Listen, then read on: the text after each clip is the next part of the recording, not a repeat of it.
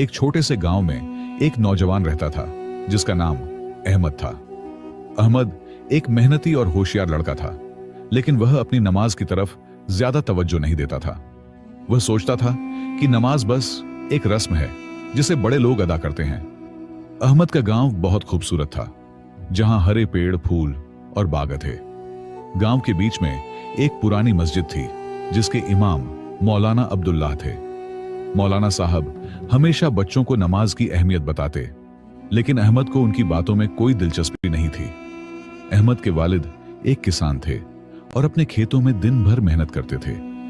वो हमेशा वक्त पर नमाज पढ़ते और अहमद को भी नमाज पढ़ने की तालीम देते थे। अहमद की मां भी बहुत नेक खातून थी, जो रोजाना 5 वक्त की नमाज कभी नहीं छोड़ती थी।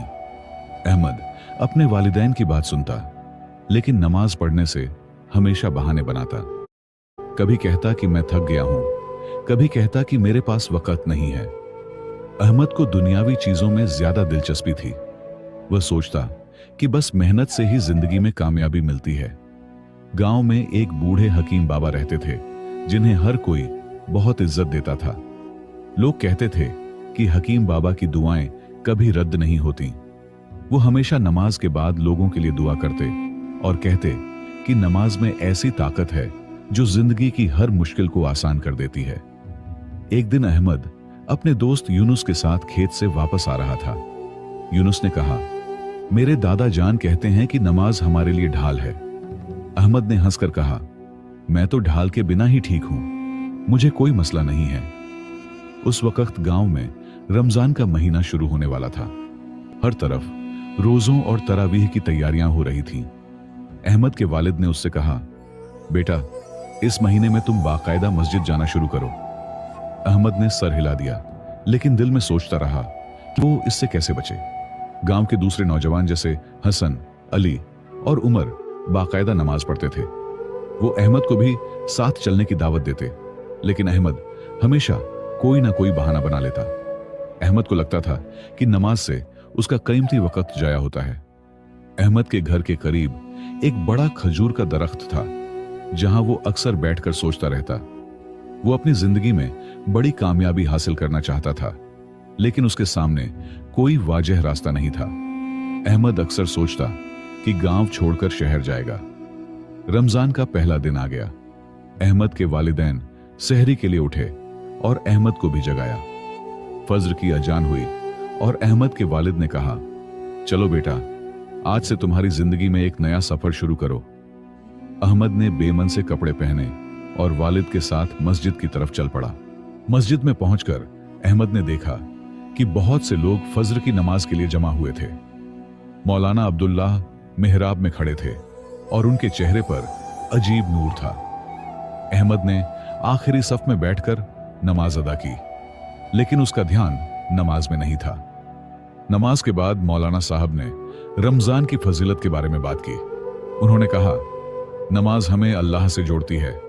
नमाज में ऐसी ताकत है जो हमारी जिंदगी को बदल देती है। अहमद उनकी बातें सुन रहा था, लेकिन उसके दिल पर कोई असर नहीं हो रहा था। घर वापस आते हुए अहमद ने रास्ते में हकीम बाबा को देखा, जो अपने सहन में बैठे कुरान पढ़ रहे थे। हकीम बाबा ने अहमद को देखा और मुस्कुराकर कहा, आओ बेटा, क्या तुम रमजान में नमाज बाकायदा पढ़ने का इरादा रखते हो?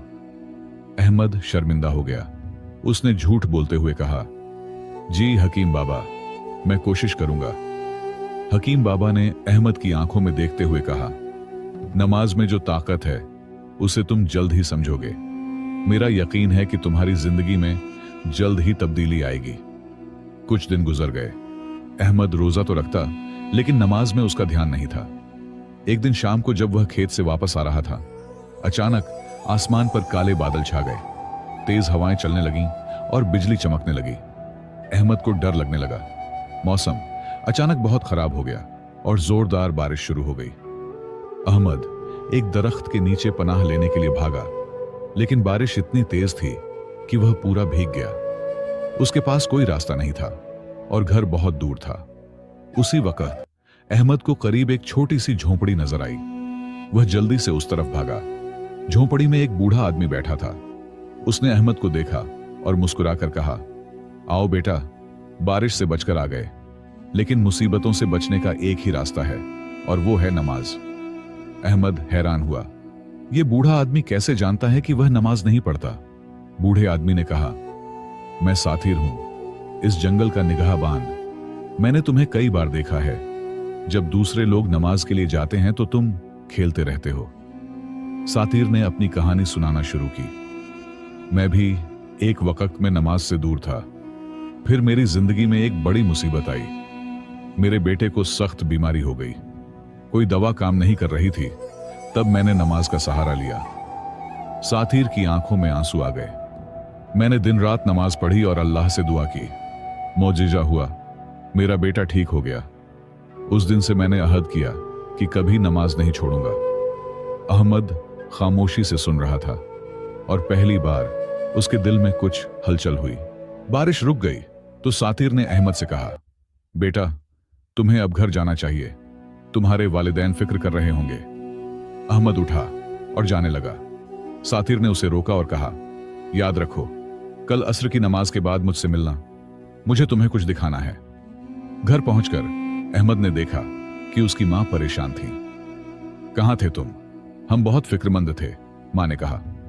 अहमद ने साथिर के बारे में बताया। उसके वालिद ने कहा, साथिर एक बुजुर्ग इंसान है, उनसे मिलना तुम्हारे लिए अच्छा होगा। उस रात अहमद को नींद नहीं आई। वह साथिर की कहानी के बारे में सोचता रहा। क्या वाकई नमाज में इतनी ताकत हो सकती है कि वो बीमारियों को ठीक कर दे?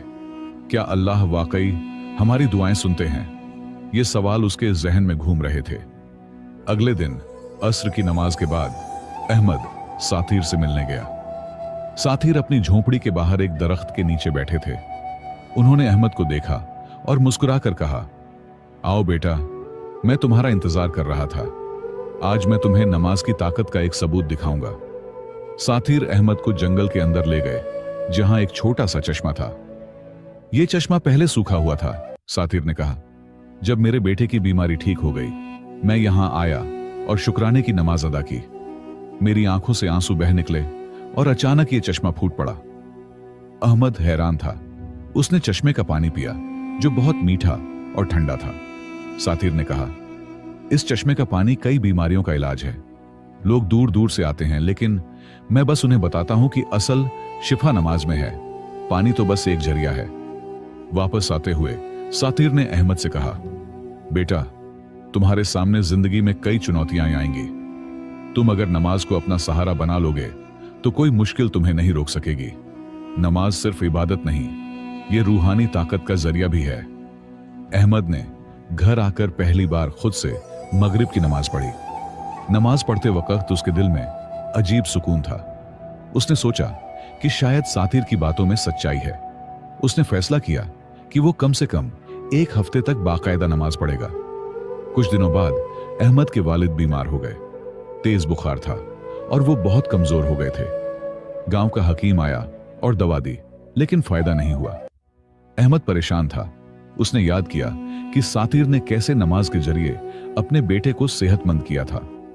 उस रात अहमद ने तहज्जुद की नमाज पढ़ने का इरादा किया। उसने वुजू किया और 2 रकअतें पढ़ी। उसकी आंखों से आंसू बह रहे थे। उसने दिल से अल्लाह से अपने वालिद की सेहत के लिए दुआ की। नमाज के बाद उसे महसूस हुआ कि उसके दिल से एक बोझ उतर गया है। सुबह हुई तो अहमद फजर की नमाज के लिए मस्जिद गया। नमाज के बाद वह जल्दी घर लौटा और देखा कि उसके वालिद का बुखार कम हो गया था। अहमद की मां खुश थी। रात को तुम्हारे वालिद की तबीयत अचानक बेहतर होने लगी, अल्लाह का शुक्र है। अहमद के दिल में यकीन पैदा होने लगा कि नमाज में वाकई ताकत है। उसने खुद से अहद किया कि अब वो कभी नमाज नहीं छोड़ेगा। वह रोजाना 5 वक्त की नमाज पढ़ने लगा। उसके दोस्त हैरान थे कि अहमद में यह तब्दीली कैसे आ गई। अहमद अब हर रोज साथिर से मिलने जाता। साथिर उसे इस्लाम की तालीमात और नमाज की अहमियत के बारे में बताते। नमाज हमारी रूह की खुराक है, साथिर कहते। जैसे हमारा जिस्म बिना खाने के कमजोर हो जाता है, वैसे ही रूह बिना नमाज के कमजोर हो जाती है। एक दिन अहमद का दोस्त यूनुस बीमार हो गया। डॉक्टर ने कहा कि उसे एक नायाब खून की जरूरत है। पूरे गांव में कोई भी उस ग्रुप का दाता नहीं मिल रहा था। अहमद परेशान था। उसने यूनुस के लिए दुआ की।